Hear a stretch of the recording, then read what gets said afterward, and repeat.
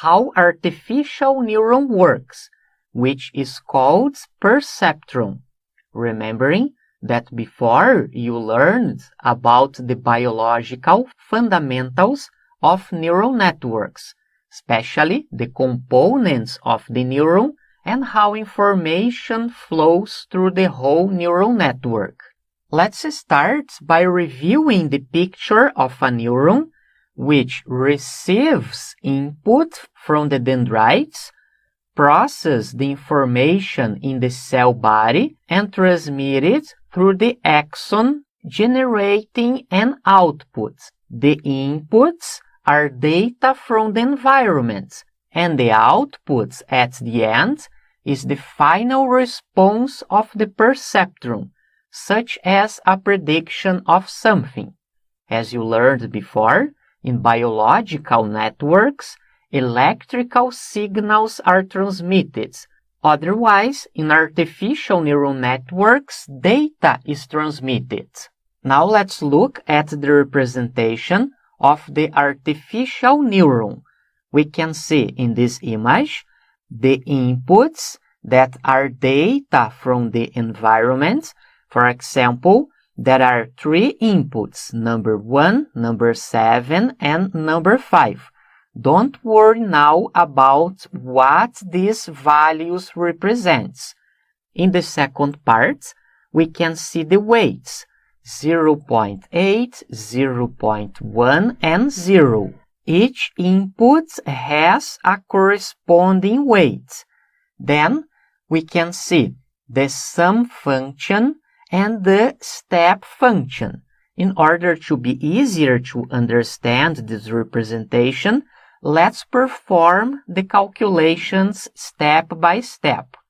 The first one is the sum function. We will get the inputs and the weights and apply this equation.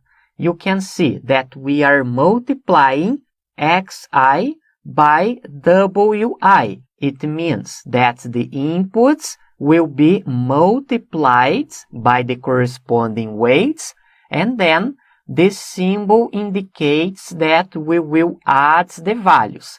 Let's perform the calculation step by step. 1 times 0.8, the first inputs, times the corresponding first weights, plus 7 times 0.1 plus 5 times 0. 0.8 plus 0.7 plus 0. The result of the sum function is 1.5. Now we need to apply the step function, which is the simplest operation at the end.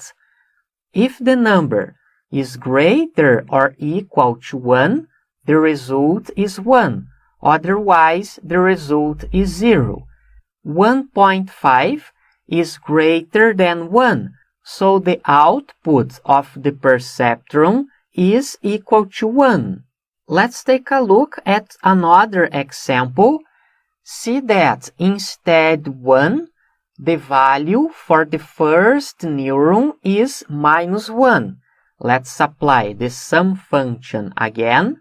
Input times the weight -1 times 0.8 plus 7 times 0.1 plus 5 times 0 minus 0.8 plus 0.7 plus 0.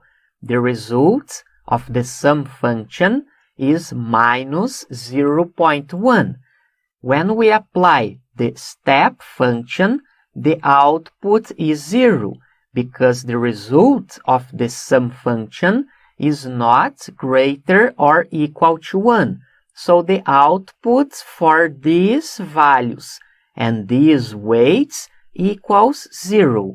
This is the basic idea of how the calculations are performed in an artificial neuron. Don't worry about what are the inputs and the weights. We will take a look at more detail in some minutes. Now let's take a look at this other example, which is the AND operator. x1 and x2 are the inputs, and the class is the outputs. And the goal will be to train a perceptron to learn the relations between x1 and x2. This table is the same used in logic and in computer programming.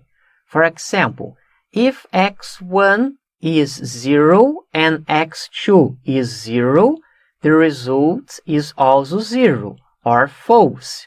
If x1 is false and x2 is 1 or true, the result is 0. If x1 is 1 and x2 is 0 or false, the result is 0. And finally, if x1 is true and x2 is true or 1, the result is 1. The goal is to train a neural network to receive this data, x1 and x2, and predict the correct class, if it is true or if it is false. Now let's move on to the step-by-step calculations. We need to select each one of the rows. In this image, we can see 0 and 0, x1 and x2. Now we need to apply the sum function and also the activation function. See that the weights are equals to 0. And now it is easier to understand what the inputs are.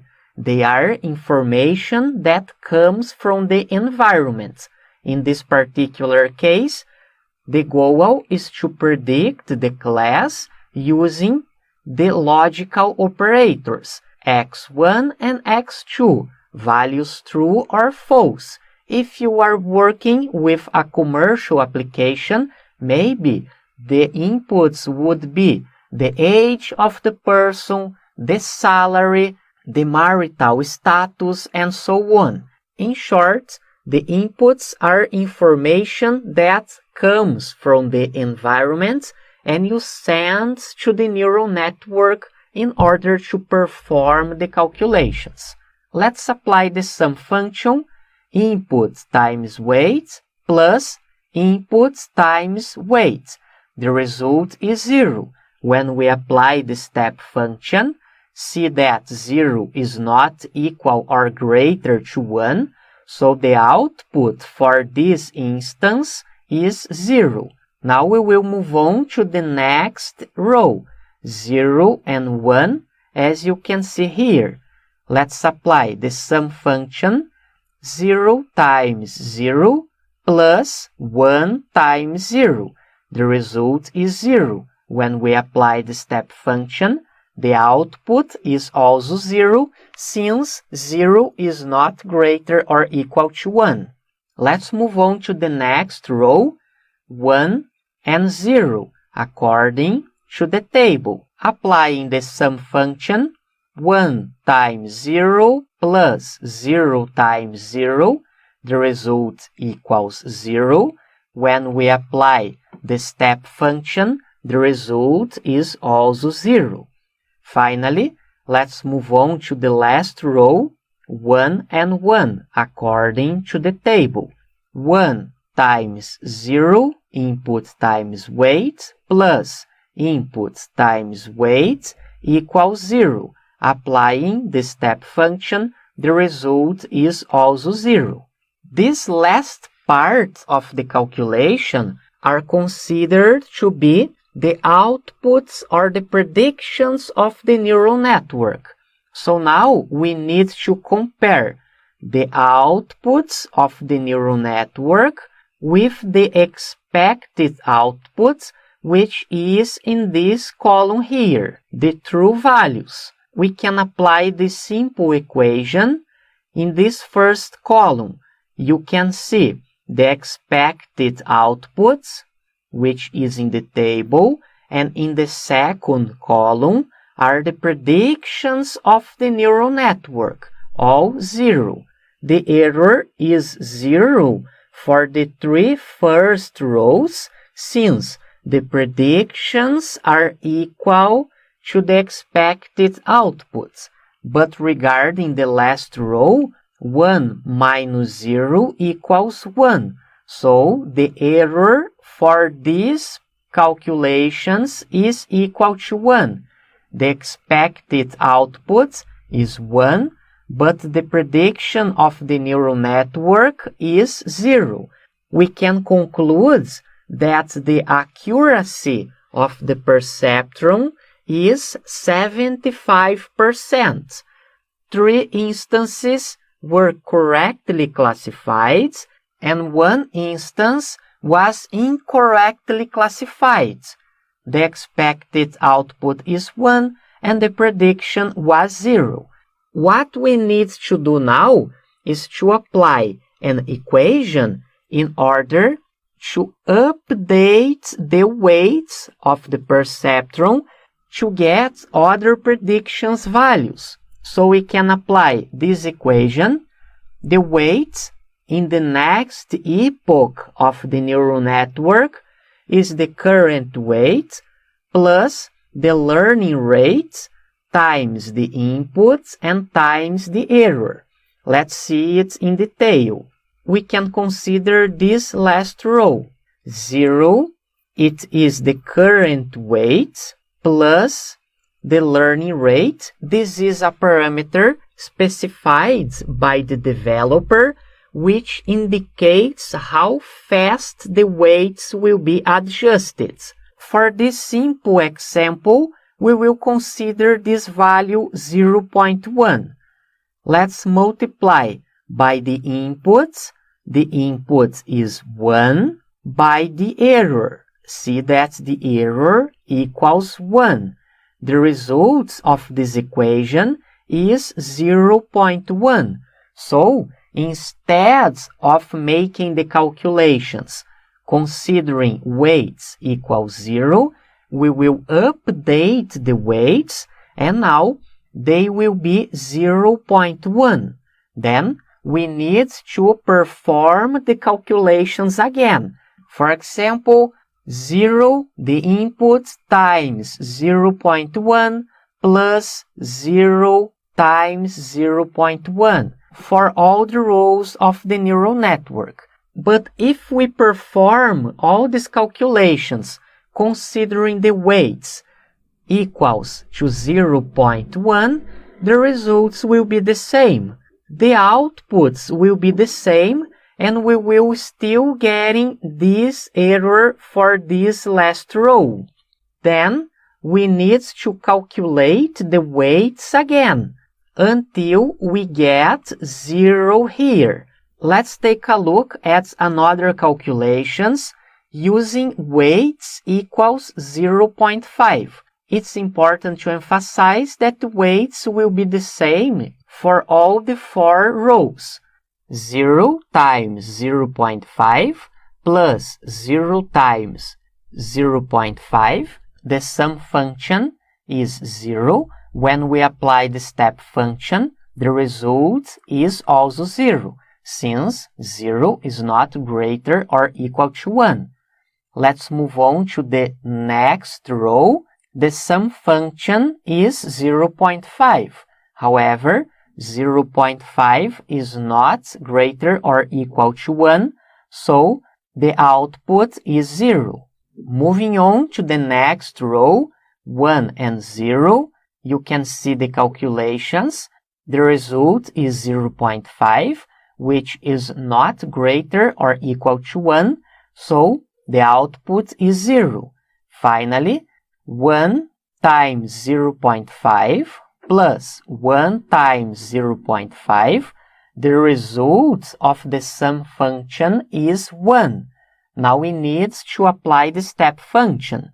As 1 is equal or greater than 1, the result or the output is 1. So now we can apply the same subtraction. In the first column are the expected outputs. In the second column, the predictions of the neural network, and we can see that the error is 0. So, using these two sets of weights, we are able to make a prediction. The neural network has just learned that when the weights for x1 and x2 are equal to 0.5, it is possible to learn the relation between the AND logical operator. We can conclude that the knowledge in neural networks is the values of the weights. The goal of a neural network is to classify the data, and the equation to adjust the weights will be performed until we get both weights to be able to classify the rows. This is the training of a neural network. To finish this lecture, let's see these images. We can see that this is the AND logical operator. This other image here is the XOR logical operator. And this last one is the OR logical operator. We can see that for the AND and OR operators, we can draw a straight line, for example, in this part here, where I am pointing the mouse, and the classes will be separated. When drawing a line here, see that to the left side is class 0, and to the right side is class 1. On the other hand, when we draw a straight line here in the OR logical operator, class 0 is to the left and class 1 is to the right. But see that for the XOR logical operator, it is not possible to draw a straight line. For example, if we draw the line here, see that class 0 will be to the right and to the left. If we draw a straight line in the horizontal, class 0 and 1 will not be separated. If we draw a vertical line here, the classes will not be separated, 1 and 0 for both sides. And finally, if we draw a straight line here, where I am pointing the mouse, the classes won't be separated, 0 to one side and 0 to the other side. It means that the XOR logical operator is not linearly separable, because we cannot draw a straight line to separate the classes. On the other hand, the AND and the OR logical operators are considered linearly separable, because we can draw a straight line to separate the classes. And the problem of the single-layer perceptron is that it works well for simple problems. When you have a commercial and complex problem, it is not possible to solve it using a single-layer perceptron. So we need more complex architectures. And in the next lecture, you are going to learn the multi-layer perceptron, which is a quite more complex architecture to solve real-world problems. See you there!